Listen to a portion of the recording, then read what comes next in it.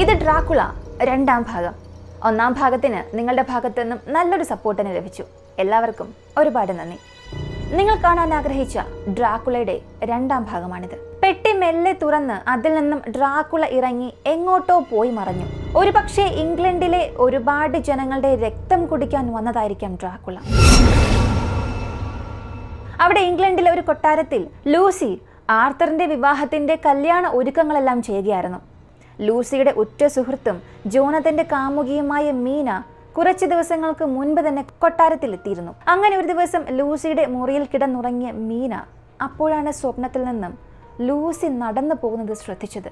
മീന ലൂസിയെ വിളിച്ചു, പക്ഷെ ലൂസി അതൊന്നും കേൾക്കുന്നില്ല.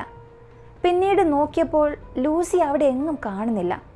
നല്ല തണുപ്പുള്ള രാത്രിയായിരുന്നു അത്. മീന പുറത്തുപോയി ഹാളിലൊക്കെ തിരഞ്ഞു.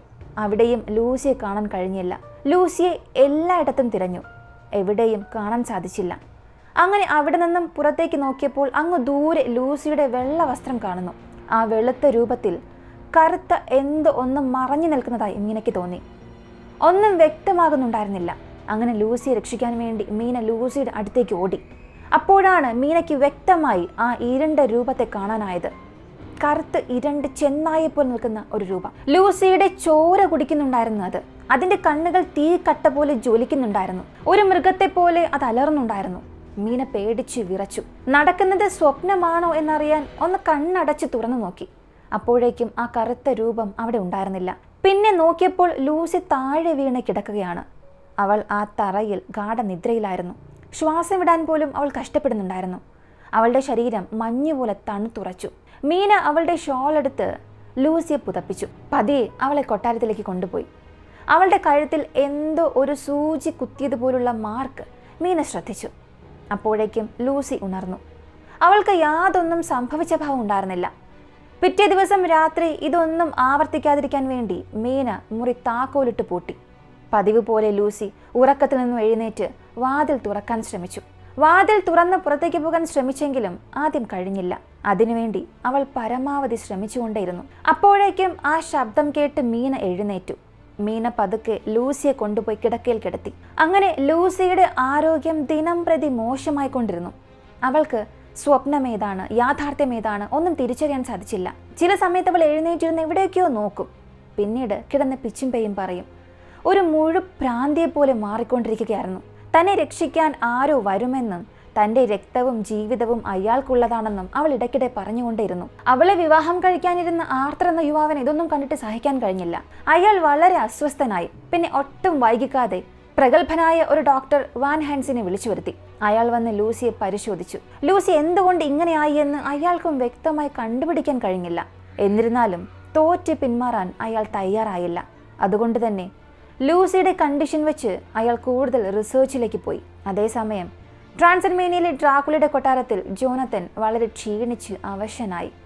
ദിവസങ്ങളായി ഭക്ഷണമോ വെള്ളമോ ഒന്നും തന്നെ അയാൾക്ക് കിട്ടിയില്ല.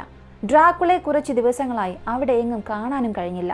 ഇങ്ങനെ കൊട്ടാരത്തിൽ കഴിഞ്ഞാൽ കുറച്ച് ദിവസങ്ങൾ കൊണ്ട് താൻ മരിക്കുമെന്നും ജോനതൻ മനസ്സിലാക്കി. പക്ഷെ വാതിലൊക്കെ പുറത്തുനിന്നും പൂട്ടിയത് കൊണ്ട് തന്നെ സാധാരണ രീതിയിൽ രക്ഷപ്പെടാൻ അയാൾക്ക് പറ്റുമായിരുന്നില്ല. പിന്നെ ആകെയുള്ള വഴി ആ കൊട്ടാരത്തിന് താഴെയുള്ള പുഴയിലേക്ക് എടുത്ത് ചാടുക മാത്രം. ഒരു പക്ഷെ അതിൽ ഒഴുകി എവിടെയെങ്കിലും രക്ഷപ്പെടാം എന്ന തോന്നൽ അവനുണ്ടായി. എന്നാൽ പാറക്കെട്ടുകൾ ധാരാളമുള്ള അവിടെ ചാടിയാൽ ജീവൻ തന്നെ നഷ്ടപ്പെടുമോ എന്നൊന്നും ജോനതൻ അറിയില്ലായിരുന്നു.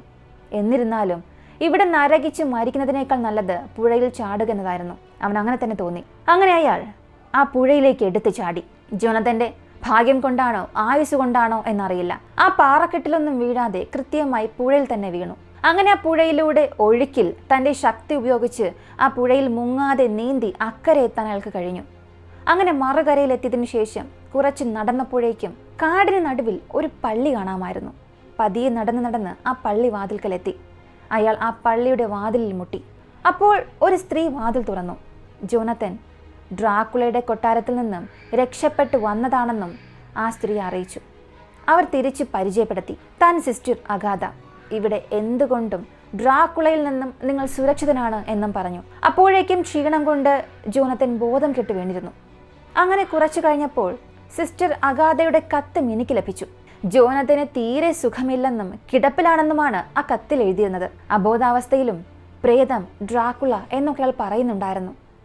ഇങ്ങനെയും ആ കത്തിൽ സിസ്റ്റർ എഴുതിയിരുന്നു. ലൂസിയെ നോക്കാൻ ആർത്തറിനെ ഏൽപ്പിച്ച് അവൾ ജോനാഥനെ പരിചരിക്കാൻ, അവനെ രക്ഷപ്പെടുത്താൻ യാത്രയായി. അങ്ങനെ സിസ്റ്റർ അഗാധ പറഞ്ഞ സ്ഥലത്ത് മീന എത്തി.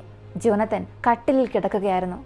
കണ്ടപ്പോൾ അവൾക്ക് വല്ലാത്ത സങ്കടം. കാരണം ജോനത്തൻ ക്ഷീണിച്ച് അവശനായിരുന്നു. പണ്ട് തന്നോട് യാത്ര പറഞ്ഞിറങ്ങിയ ആ ജോനത്തൻ ആയിരുന്നില്ല. ഇപ്പോൾ വയസ്സായി മുഖത്തുണ്ടായിരുന്ന ഗാംഭീര്യം ഒക്കെ പോയി. അയാൾക്ക് വല്ലാത്ത ഷോക്കേറ്റുവെന്നും ഡോക്ടർ പറഞ്ഞു. തനിക്ക് എന്തൊക്കെ പറ്റിയെന്ന് എഴുതിയിരുന്ന അയാളുടെ ഡയറി മീനയ്ക്ക് കൈമാറി. അവൾ ആ ഡയറി കൈവശം വയ്ക്കുകയും ജോനാഥനെ ആ ഒരു അവസ്ഥയിൽ തന്നെ കല്യാണം കഴിക്കുകയും ചെയ്തു. മീന ഇല്ലാത്തത് കാരണം ലൂസിയുടെ അവസ്ഥ ദിനം പ്രതി മോശമായി വന്നു. ഉറങ്ങിക്കഴിഞ്ഞ് ദുസ്വപ്നം കാണുന്നത് കൊണ്ട് തന്നെ അവൾ ഉറങ്ങാറില്ലായിരുന്നു. ലൂസിയുടെ ശരീരത്തിൽ നിന്നും രക്തമെല്ലാം വാർന്നുപോയി. അതുകൊണ്ട് തന്നെ ആർത്തറുടെ രക്തവും ലൂസിക്ക് നൽകുകയും ഉറങ്ങാനായി ഉറക്ക ഗുളിക നൽകുകയും ചെയ്തു. ഇത്രയൊക്കെ ചെയ്ത് വാൻ ഹെൽസിങ്ങിന് ലൂസിയുടെ കഴുത്തിലുണ്ടായിരുന്ന ആ ചോരപ്പാട് എന്താണെന്ന് മനസ്സിലാക്കാൻ സാധിച്ചില്ല. ഇതിനെപ്പറ്റി പഠിച്ച് തിരിച്ചു വരാൻ വേണ്ടി അയാൾ ആംസ്റ്റർഡാമിലേക്ക് യാത്ര തിരിക്കുന്നതിന് മുൻപ് ആർത്തറിനോട് ലൂസിയെ രാത്രി മൊത്തം ഒരു പോള കണ്ണടയ്ക്കാതെ ശ്രദ്ധിക്കണമെന്നും അങ്ങനെ ശ്രദ്ധിക്കാൻ കഴിഞ്ഞില്ലെങ്കിൽ ഒരു പക്ഷേ ലൂസിയെ തിരിച്ചു കിട്ടില്ല എന്നും പറഞ്ഞിട്ടാണ് അയാൾ പോയത്. ആംസ്റ്റർഡാമിലേക്കുള്ള യാത്രയിൽ മുഴുവനും അദ്ദേഹത്തിന് ഡ്രാക്കുളയുടെ ചിന്തയായിരുന്നു. പണ്ടെപ്പോഴോ ഇതിനെക്കുറിച്ച് അയാൾ വായിച്ചിരുന്നെങ്കിലും ഇതിന്റെ അനുഭവങ്ങൾ നേരിട്ടിട്ടുണ്ടായിരുന്നില്ല. ഇനി ലൂസിയെ പിടിച്ചു വെച്ചിരിക്കുന്നതും ഡ്രാക്കുളയാണ്. ഡ്രാക്കുള അവളുടെ രക്തം കുടിച്ചിട്ടുണ്ടാകുമോ? അതായിരിക്കുമോ ലൂസിയുടെ കഴുത്തിലുണ്ടായിരുന്ന ആ ചോരപ്പാട്? അത് ഡ്രാക്കുളയുടെ കൂർത്ത പല്ലുകൾ കൊണ്ടുണ്ടായതായിരിക്കുമോ? ഇങ്ങനെയൊക്കെ ചിന്തിച്ചു. ലണ്ടനിൽ കുറച്ച് ദിവസങ്ങളായി ആ കപ്പൽ വന്നതിനു ശേഷം അപശകുനമായിരുന്നു ആ നാട് മുഴുക്കെ നടന്നുകൊണ്ടിരുന്നത്. രാത്രിയാകുമ്പോൾ എന്തൊക്കെയോ ഭയാനകമായിട്ടുള്ള ശബ്ദങ്ങൾ കേൾക്കുന്നുണ്ടായിരുന്നു. അവിടെ ഉണ്ടായിരുന്ന മൃഗശാലയിൽ നിന്നും കൂട്ടിലടച്ച ചില ചെന്നായ്ക്കൾ ആ കൂടൊക്കെ കടിച്ചു പൊട്ടിച്ച് ആ മൃഗശാലയിൽ നിന്നും രക്ഷപ്പെട്ടിരുന്നു. രാത്രിയാകുമ്പോൾ എലികളുടെയും വവ്വാലുകളുടെയും ഒക്കെ ശബ്ദം കൂടിക്കൂടി വന്നു. വാൻ ഹെൽസിംഗ് തിരിച്ചു വന്നപ്പോഴേക്കും ലൂസിയുടെ ആരോഗ്യനില വളരെ വളരെ മോശമായിരുന്നു. നേരിയ രീതിയിലുള്ള ഹൃദയമിടിപ്പ് മാത്രമേ അവൾക്കുണ്ടായിരുന്നുള്ളൂ. പക്ഷെ ചില സമയത്ത് ലൂസി നല്ല സുന്ദരിയായും ആരോഗ്യമുള്ളവളായും കാണപ്പെട്ടു. ചില സമയങ്ങളിൽ ആർത്തറെ അടുത്ത് വിളിക്കുന്നുണ്ടായിരുന്നു. അയാളെ ഒന്ന് ആലിംഗനം ചെയ്യണം എന്നൊക്കെ പറയുന്നുണ്ടായിരുന്നു. പക്ഷെ അവളുടെ ആ ഒരു ആഗ്രഹത്തെ വാൻ ഹെൽസിംഗ് എതിർത്തു. അതിന് കാരണം ഇപ്പോൾ പറയാൻ പറ്റില്ലെന്നും പിന്നീട് പറയാമെന്നും ആർത്തറോട് ഡോക്ടർ പറഞ്ഞു. അങ്ങനെ അവളെ ജീവിതത്തിലേക്ക് മടക്കി കൊണ്ടുവരാൻ അവർ ആവുന്നതെല്ലാം ശ്രമിച്ചു. പക്ഷെ അവർക്ക് അവളെ രക്ഷിക്കാനായില്ല. അങ്ങനെ ലൂസി മരിച്ചു. മരിച്ചു കഴിഞ്ഞിട്ടും അവൾ കൂടുതൽ സുന്ദരിയായി കാണപ്പെട്ടു. ആ കാഴ്ചയിൽ അവൾ മരിച്ച ഒരു സ്ത്രീയാണെന്ന് പോലും ആർക്കും തോന്നില്ല. കാരണം ആ സമയത്ത് അവൾ അത്രയും സുന്ദരിയായിരുന്നു. അവളെ തൊട്ടടുത്തുള്ള ശ്മശാനത്തിൽ തന്നെ അടക്കം ചെയ്തു. അവൾ മരിച്ച വിവരം മീനയിലേക്ക് എത്താൻ വൈകിയിരുന്നു. അപ്പോഴേക്കും അവളുടെ അടക്കവും കഴിഞ്ഞിരുന്നു. എന്നിരുന്നാലും ഈ ഒരു വാർത്ത മീനയ്ക്ക് താങ്ങാൻ കഴിയുന്നതിലും അപ്പുറമായിരുന്നു. ജോനഥന്റെ കണ്ടീഷൻ കുറച്ച് മെച്ചപ്പെട്ടു വരുമ്പോഴായിരുന്നു ഈ ഒരു വാർത്ത മീനയെ തളർത്തിയത്. പിന്നെ ഒട്ടും വൈകിക്കാതെ ജോനഥനെയും കൊണ്ട് അവൾ ലണ്ടനിലേക്ക് വന്നു. ജോനഥന്റെ സ്ഥിതി മെച്ചപ്പെട്ടിരുന്നു. പണ്ടുണ്ടായിരുന്ന ആ ക്ഷീണിച്ച ശരീരമൊക്കെ മാറി ആരോഗ്യം വീണ്ടെടുത്തിരുന്നു. അങ്ങനെ അവർ ഒരുപാട് യാത്രകൾക്ക് ശേഷം ലണ്ടനിൽ ഇറങ്ങി വീട്ടിലേക്ക് വണ്ടിയിൽ യാത്ര ചെയ്യുമ്പോൾ ജോനഥൻ ആരെയോ കണ്ട് പേടിച്ച് അലർന്നതായി മീന ശ്രദ്ധിച്ചു. ജോനഥൻ നോക്കി അലറിയ ആ വണ്ടിയിലേക്ക് മീന നോക്കുമ്പോഴേക്കും ആ വണ്ടി അവരെ കടന്ന് വളരെ വേഗത്തിൽ പോയിട്ടുണ്ടായിരുന്നു. അപ്പോഴാണ് ആ കാര്യം ജോനഥൻ മീനയോട് പറയുന്നത്. ഞാൻ കണ്ടത് ഡ്രാക്കുളയെ തന്നെയാണ്. ആ മുഖവും കൂർത്ത മൂക്കും ആ നീണ്ട ശരീരവുമൊക്കെ ജോനഥന് നന്നായി ഓർമ്മ വരുന്നുണ്ടായിരുന്നു. അയാളുടെ സംശയവും ശരി തന്നെയായിരുന്നു. ഡ്രാക്കുള ഇപ്പോൾ ലണ്ടനിലെത്തിയിരുന്നു. അപ്പോഴാണ് അവർ ന്യൂസ് പേപ്പർ ശ്രദ്ധിച്ചത്. ആ വാർത്തയിലും എന്തൊക്കെയോ ദുരൂഹതകളുണ്ടായിരുന്നു. കുറച്ച് ദിവസങ്ങളായി രാത്രികളിൽ കുട്ടികളെ കാണാതാകുന്നുണ്ട്. എങ്കിലും രാവിലെ ആകുമ്പോൾ അവരെ പല സ്ഥലങ്ങളിൽ നിന്നും തിരിച്ചു കിട്ടാറുണ്ട്. കുട്ടികളോട് അതിനെപ്പറ്റി ചോദിച്ചപ്പോൾ അവർ പറഞ്ഞത് ഏതോ ഒരു വെളുത്ത കുപ്പായം അണിഞ്ഞ സ്ത്രീ അവരെ കൂട്ടിക്കൊണ്ടുപോയി എന്നാണ്. തിരിച്ചു കിട്ടുമ്പോൾ ആ കുട്ടികളുടെ കഴുത്തിൽ എന്തോ കടിച്ചതുപോലുള്ള പാടുമുണ്ടായിരുന്നു. അവിടെ ചോരയുടെ അംശവും കാണാനുണ്ടായിരുന്നു. ഇതിനെക്കുറിച്ച് അന്വേഷിച്ച് പോലീസ് പറഞ്ഞത് വല്ല എലിയോ വവ്വാലോ കടിച്ചതാകാമെന്നൊക്കെയാണ്. അങ്ങനെ ഒരുപാട് കുട്ടികൾ രാത്രികാലങ്ങളിൽ കാണാതായിക്കൊണ്ടിരുന്നു. ഈ വാർത്ത വായിച്ച് ജോനഥൻ വളരെ അസ്വസ്ഥനായി. ഇനി ഇതിന്റെ പിന്നിലും ഡ്രാക്കുള എങ്ങാനും ആയിരിക്കുമോ എന്ന സംശയം അയാളെ അലട്ടി. അങ്ങനെ അവർ നേരെ ലൂസിയുടെ വീട്ടിലെത്തി. അവിടെ നിന്നും വാൻ ഹെൽസിങ്ങിനോടും ആർത്തറോടും മീനയും ജോനഥനും ഒരുപാട് കാര്യങ്ങൾ സംസാരിച്ചു. ലൂസിക്ക് നടന്നതൊക്കെ അവർ വിവരിച്ചു. അതുപോലെ തന്നെ ഈ കാര്യങ്ങളൊക്കെ എഴുതി വെച്ച ഡയറി വാൻ ഹെൽസിങ്ങിന് ജോനഥൻ കൈമാറി. ഇതൊക്കെ വായിച്ചു കഴിഞ്ഞപ്പോൾ ആ ഡോക്ടർക്ക് എന്തൊക്കെയോ മനസ്സിലായിരുന്നു. ലൂസിയുടെ കാര്യവും ജോണത്തൻ്റെ കാര്യവും എല്ലാം ഉപയോഗിച്ച് ഇതിനെതിരെ പോരാടുവാൻ അയാൾ തീരുമാനിച്ചു. അതിന് സഹായത്തിനു വേണ്ടി അയാൾ ഡോക്ടർ സെഫാർഡിനെ വിളിച്ചു വരുത്തി. സെഫാർഡ് ഇങ്ങനെയുള്ള കാര്യങ്ങളിൽ ഒരുപാട് എക്സ്പീരിയൻസ് ഉള്ള ആളായിരുന്നു. പിന്നീട് ഒട്ടും വൈകാതെ വാൽ ഹെൻസിംഗ് സെഫാർഡിനെയും കൂട്ടി ശ്മശാനത്തിലേക്ക് യാത്രയായി. അവിടെ എത്തിയപ്പോഴേക്കും നന്നേ ഇരുട്ട് തുടങ്ങിയിരുന്നു. വവ്വാലുകളൊക്കെ ശക്തിയായി ചിറകിട്ടടിച്ച് അങ്ങോട്ടും ഇങ്ങോട്ടും പറന്നു നടക്കുന്നുണ്ട്. ദൂരെ നിന്നും നായ്ക്കൾ കൂട്ടത്തോടെ ഓരിയിടുന്നുണ്ട്. ശ്മശാനത്തിൽ അവർ എത്തിയത് മുൻപേ പ്ലാൻ ചെയ്തതുപോലെ അവർ ലൂസിയുടെ കല്ലറ കുത്തി തുറന്നു. അവിടെ അവർ ആ ശവപ്പെട്ടി കണ്ടപ്പോൾ ഞെട്ടിത്തെറിച്ചു. കാരണം ആ ശവപ്പെട്ടിയിൽ ലൂസിയുടെ മൃതശരീരം ഉണ്ടായിരുന്നില്ല. അപ്പോ സെവാർഡിനോട് കുറച്ച് മാറി നിൽക്കാൻ പറഞ്ഞ വാൽ ഹെൻസിംഗ് എങ്ങോട്ടോ പോയി മറഞ്ഞു. അവിടെ ഇരുട്ട് സെവാർഡ് പേടിച്ചുകൊണ്ട് കുറേ സമയം കാത്തിരുന്നു. എങ്ങും നിശബ്ദത, കൂരാക്കൂരിരുട്ട്. അങ്ങനെ കുറച്ചു കഴിഞ്ഞപ്പോൾ ഒരു വെളുത്ത രൂപം അങ്ങോട്ടേക്ക് വരുന്നുണ്ടായിരുന്നു. സെവാർഡിന് അത് വിശ്വസിക്കാൻ കഴിഞ്ഞില്ല.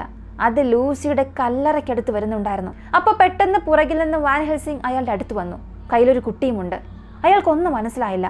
എന്താണ് ഇവിടെ സംഭവിക്കുന്നത് എന്ന് സെവാർഡ് ചോദിച്ചു. അപ്പോഴാണ് വാൽ ഹെൻസിംഗ് അതിനെപ്പറ്റി വിശദീകരിച്ചത്. ആ വെള്ള ശരീരം ലൂസിയുടേതാണെന്നും അവളുടെ കയ്യിൽ നിന്നും രക്ഷിച്ച കുഞ്ഞാണ് ഇതെന്നും പറഞ്ഞു.